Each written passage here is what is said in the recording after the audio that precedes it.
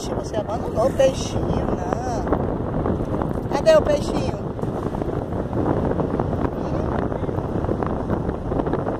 Agora Arthur está enchendo o seu balde de areia. Você vai colocar o peixe aí no balde, vai, Arthur?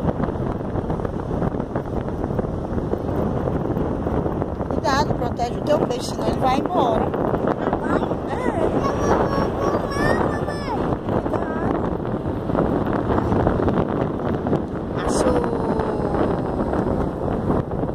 Achou o peixe. Sabia, Arthur, que esse teu peixe é amarelo?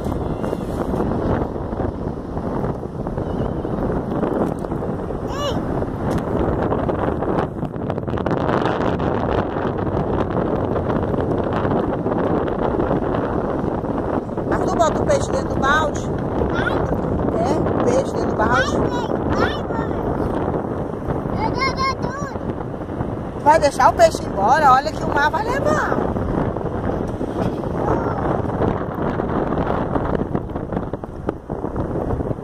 Cadê a estrela? A estrela do mar.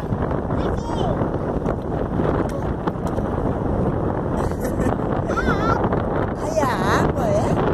Ixi. Nossa, tá ficando com a água agora, legal.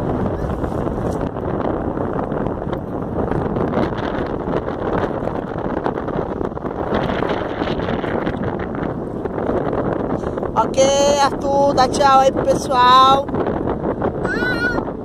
Olha pra cá e diz tchau, pessoal. Olha pra mamãe.